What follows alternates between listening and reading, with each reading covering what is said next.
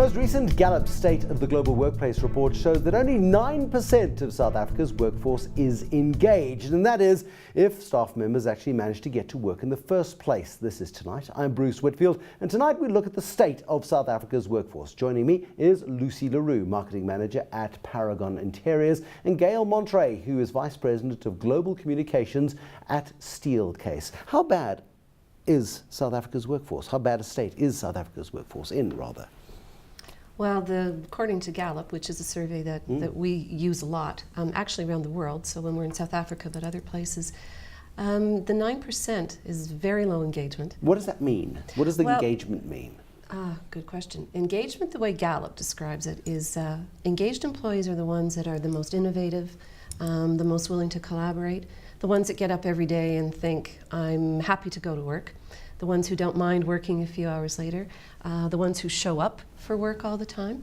And they believe that the engaged employees are the ones that are really driving innovation. Okay, but a 9% rate, by global standards, pretty diabolical? It is, it's low. Unfortunately, the global statistic would alarm you as well, because they believe that as much as 87% of the workers globally are either somewhat engaged or actively disengaged.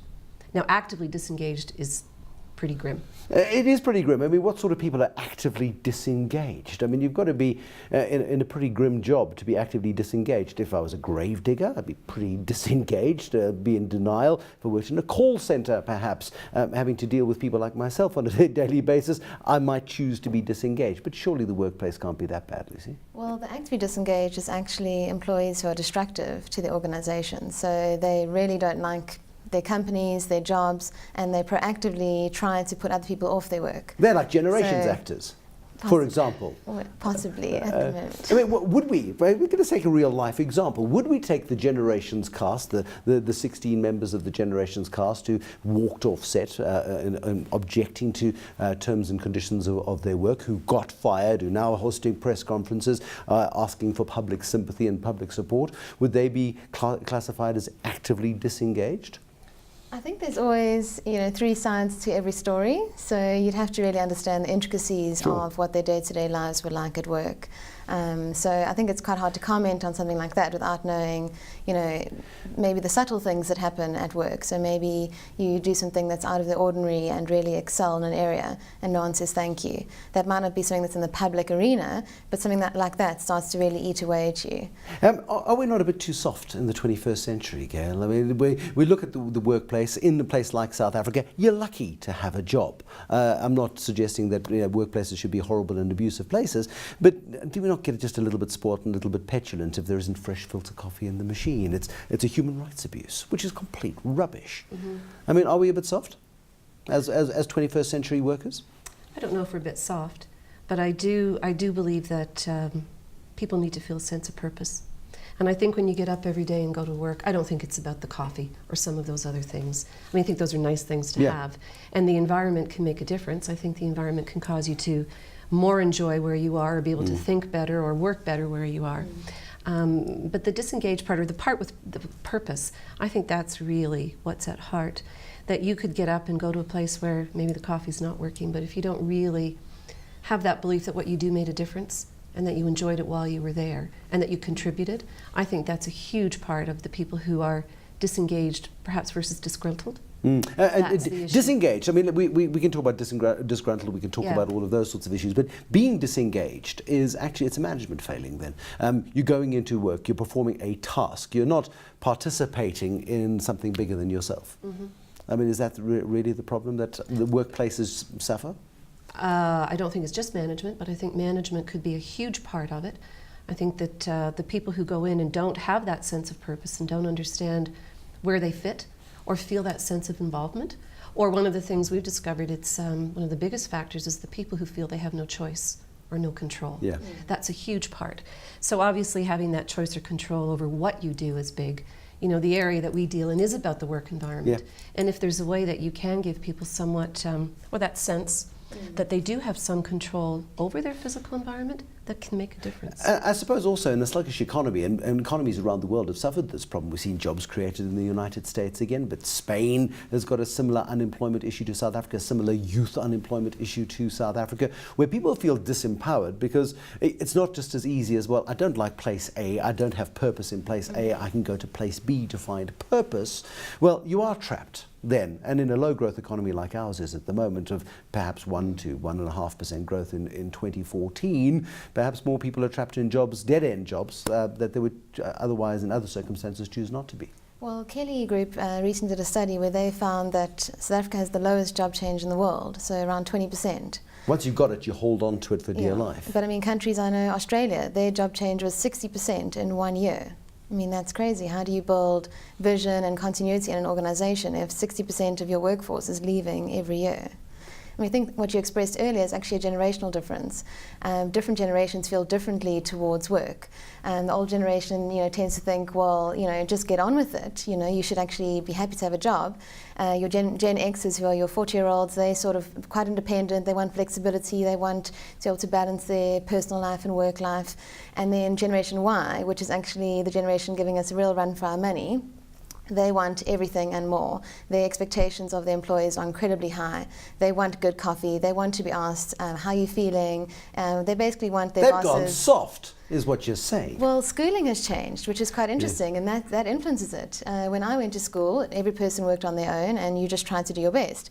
The generation that's now coming out of school and out of university, they worked in groups and in teams, and you got a certificate just for participating, not for being the best. And so that changes the way generation actually feels about work. It's so terrifying. It's absolutely terrifying, because as an employer, of course, you look at this Generation Y coming through, and they are Californian in their attitudes. I mean, and that's good or bad? I don't know. I think if you can harness that, it's probably very useful, because you have people who will collaborate. They would be less likely to stab each other in the back. It's less Wall Street in its nature, and you probably get healthier companies if you prepare to harness it. But then workplaces have to change, and perhaps the problem with a lack of responsiveness at work is that workplaces are still stuck in the mold of the 40 and the 50-year-olds, rather than sort of encompassing what kids have grown up to expect. Yeah. Well, as a 50-year-old, I'd prefer to say they're stuck in the way that they were designed in the 40s and 50s. No, absolutely. And maybe not for 40 or 50-year-olds, because this is a 56-year-old who's always wanted a better workplace. But I think you're right. In fact, if I can just pick up on something you were saying, to add to that, when we do studies of what really matters to people in their work environment, it's really interesting the results you get. And when they talk about the things they really want, the coffee, or the, for a number of years it was the foosball machines, or the ability to play Everybody wants to work in the Googleplex. That's right. Yes. What we actually found now is, and it's pretty high statistics, 98% of everyone we surveyed across all of the age groups think that those things are a basic, they're given. Some of the basics they expect, They actually, the things they expect are safety, natural light, a good temperature, coffee's nice, and access to good food and light. Those are basics. So someone coming out of university right now would go someplace and just assume that that's what they'll get. Then the things that they told us really make the difference, I think, is where it's a little bit surprising, it's interesting, and I think it goes back to people enjoying what they do. It was access to other people. If you're going to spend 10 hours a day, who really works an 8-hour day anymore? If you're going to spend 8 hours or 10 hours of your day in an environment, you need to have people around you who are like-minded. And it's that sense of purpose. You mentioned it earlier on. Purpose-driven organizations. And more research, and more American authors are coming through with this concept. The research that is being done in places like Harvard. People in companies need purpose. Companies need purpose, and people need to feel they're part of something bigger, making a positive impact and making a difference. I mean, that's got to come through strongly, Lucy. Yeah, I definitely think so. I mean, if you are spending most of your life at work, it's got to be more than just about making money. I think if you also look at branding and where it's going, some of your big multinational brands, it's not just about providing soap or dishwashing liquid, it's about helping that mom to spend more time with her kids. So everything has gotten a lot more deeper and more meaningful, and it's more of a holistic approach to life, where you want work-life balance, you want to be making an impact on your environment. I mean, we recently read the Towers-Watson study from 2007, where they found that basically more than half of the factors relating to why people go to a company, stay at a company, and are engaged at a company are related to things like what's your CSI initiative? Are you giving back? Do you care about your people? Does senior management sincerely care about your well-being? So it's far more than just my particular job, but what impact can I have on the world by working here and by everything I do, everything I buy? In tough economic times, how feasible is it to create that ideal workplace? Because suddenly it becomes about cost, suddenly it becomes about doors being closed and meetings happening behind blinds that have been scrolled closed, and people are worried about their jobs. The work environment for the next 2 or 3 years, at least in South Africa, is going to become a little more unsettled. Will we be as picky? Good question. I think we should be, because I think even when the economy is really difficult, that war for talent continues to be. It's the highly skilled people who will perhaps always a be bigger picky. issue.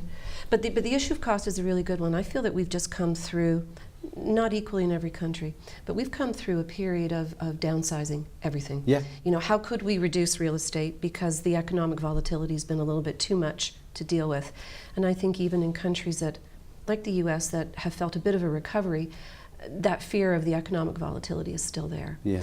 So how you design or plan for a work environment where you can reduce costs and still create a better environment, it's entirely feasible. It's entirely possible. You just have to think a very different way from the way offices may have been designed even 10 years ago.